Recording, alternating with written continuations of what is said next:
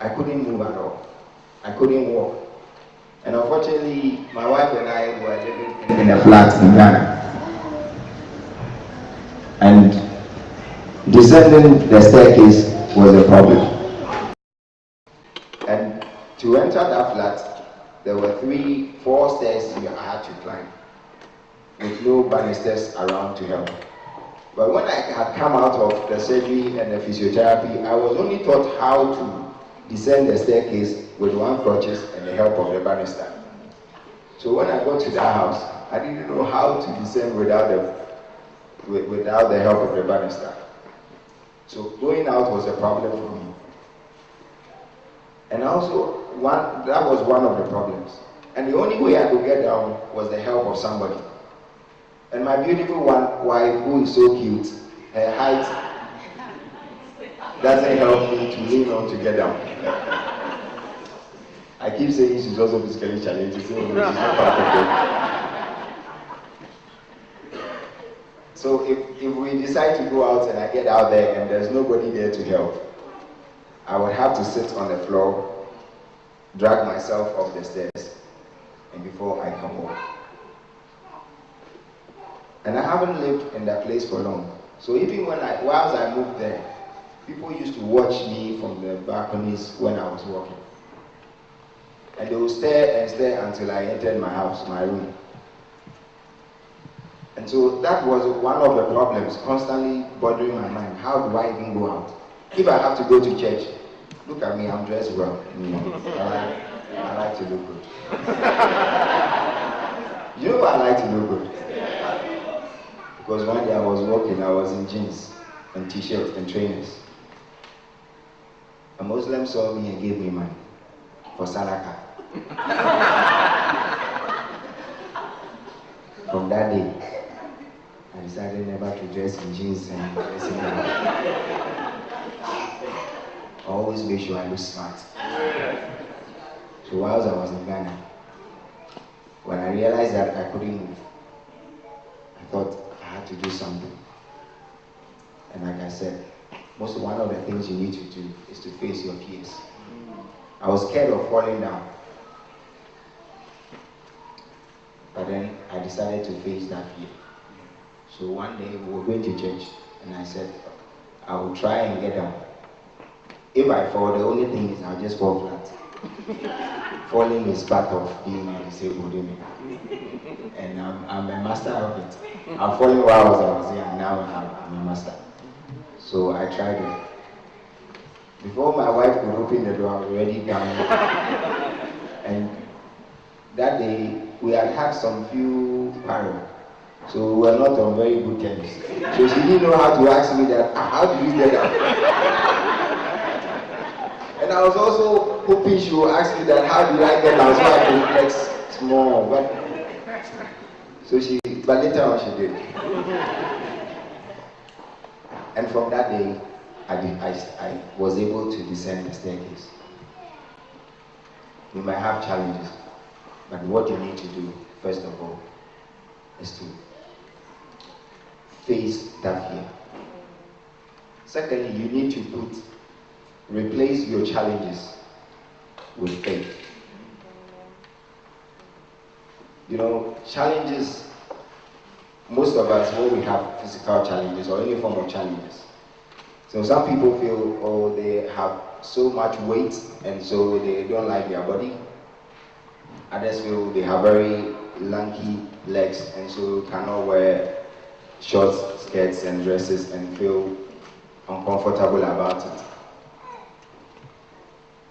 But in all of this, instead of building barriers around you, making those challenges become limitations, barriers which will limit you from being who you want to be, why don't you turn them into footstools that when you step on them, you can leap onto higher grounds?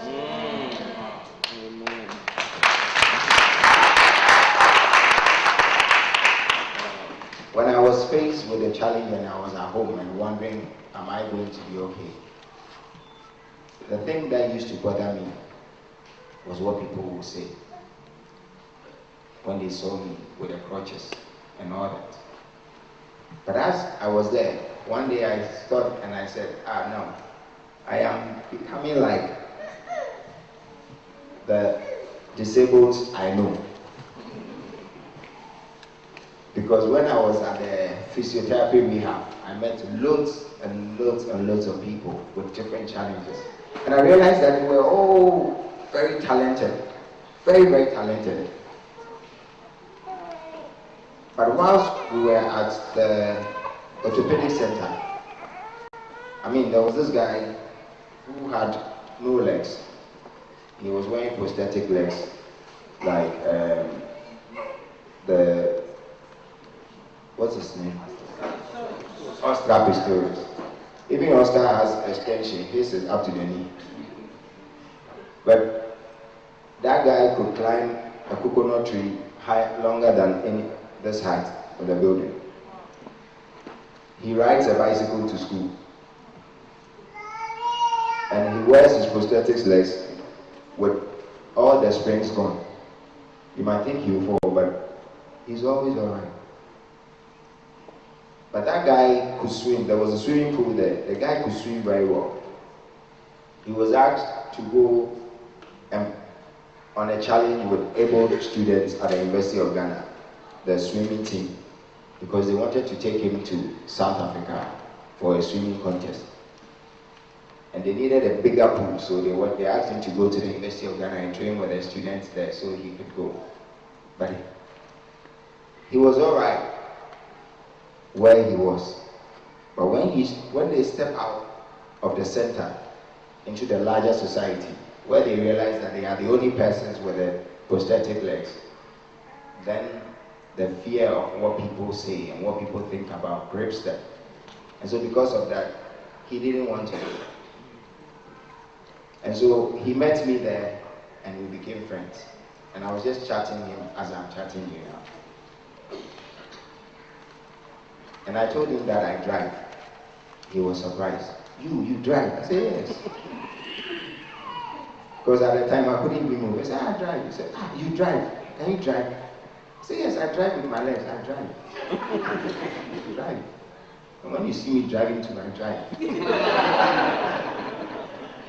And he was amazed.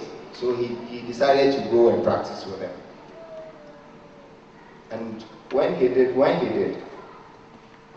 he won the practice, the pre-selection.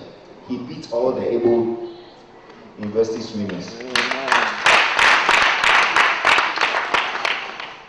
He went to South Africa and he did his swimming. And today he's part of breaking the barrier because he's an ambassador.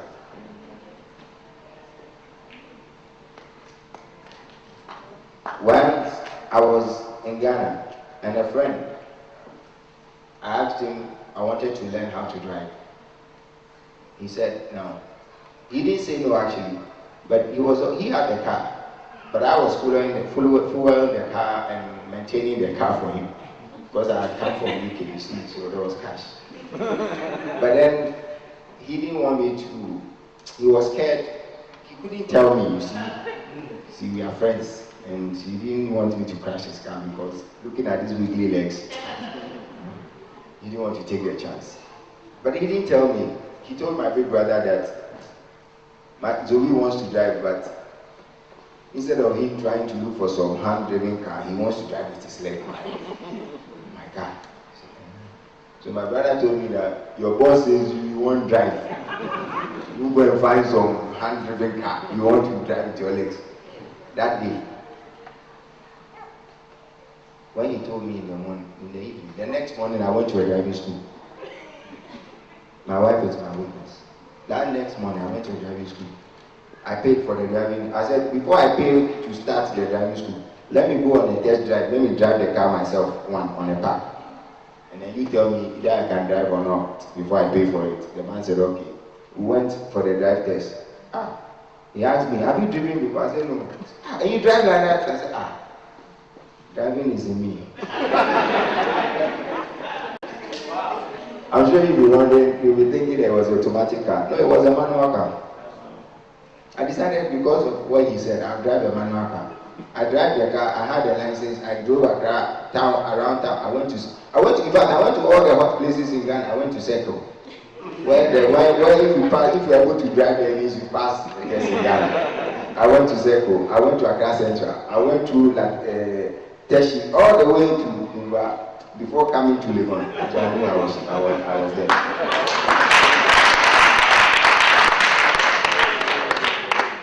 Later on, when the guy saw me, he couldn't believe it. But that is how challenges, we can turn them into footstones. Step on them. When I was young, all my siblings could ride. Even Sister Janice, but she can't ride now. They didn't teach me to ride. They didn't want to hurt me. They thought I might fall and hurt myself. But they were really loving people who would encourage you, like my mom. But one day I tried and I took a little boy's bicycle. And you see, the thing is, all of us, we try to place, because of our limitations. But God has a way of teaching us things. If you have no arms, God will teach you the way to use your lips. Every one of them learned to ride with the help of someone.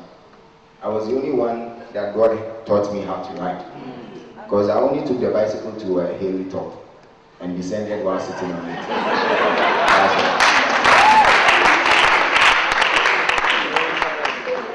And when I came to UK, I had a job. And the bus times wasn't helping. And I remembered I could ride. So I went to get the bicycle. And I started riding. I've been riding till only last 2 years. When I went to Ghana, I stopped riding. But I'll be riding again. But that is how God works. When I was riding in Ghana as a child, anytime I saw my mother's women's fellowship members, they would just say, this boy doesn't beat himself. Look at him riding a bicycle. Then they would go and look for my mother and tell my mother. And she won't say anything. When she sees me, she say, Auntie so said she saw you riding a bicycle. Don't go too close to the main road, but you can be riding. You see, if my mother hadn't encouraged me, when I came to live in the UK, for 5 years I've been riding a bicycle to work. Imagine the cost of bus pass times 5 years.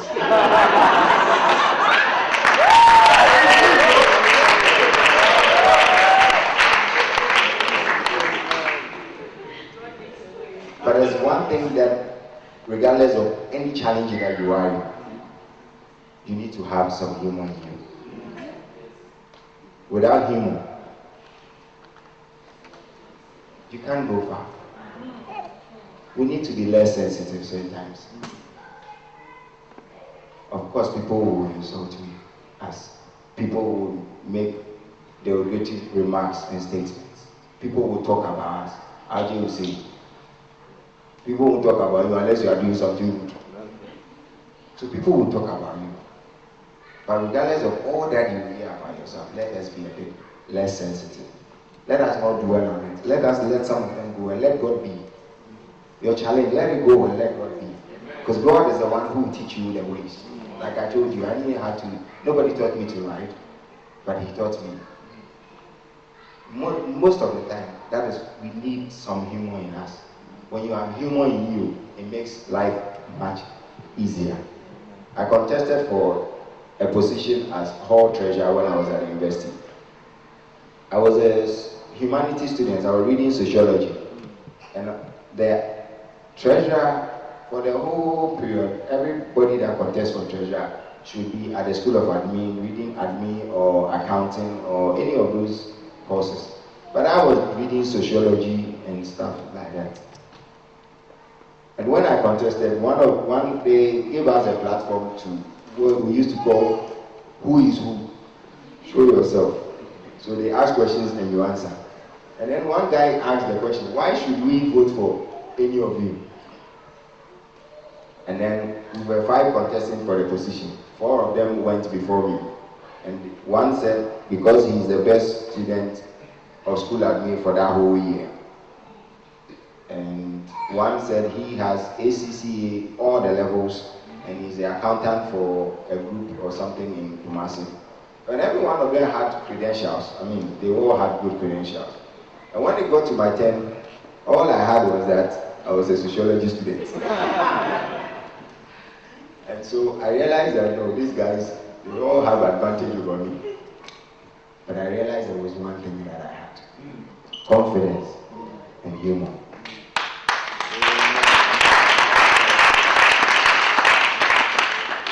So I said a prayer in my head, God, open my lips and say something.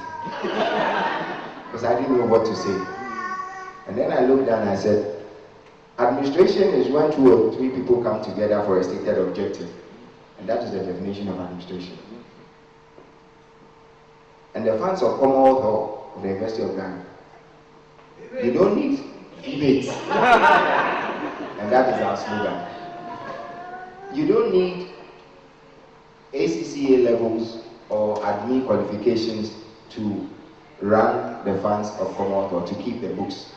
What you need is a trustworthy person, because it's only about income and expenditure. And what you need is a trustworthy person. And even if I should run away with the funds of this hall, how far would I get before you come?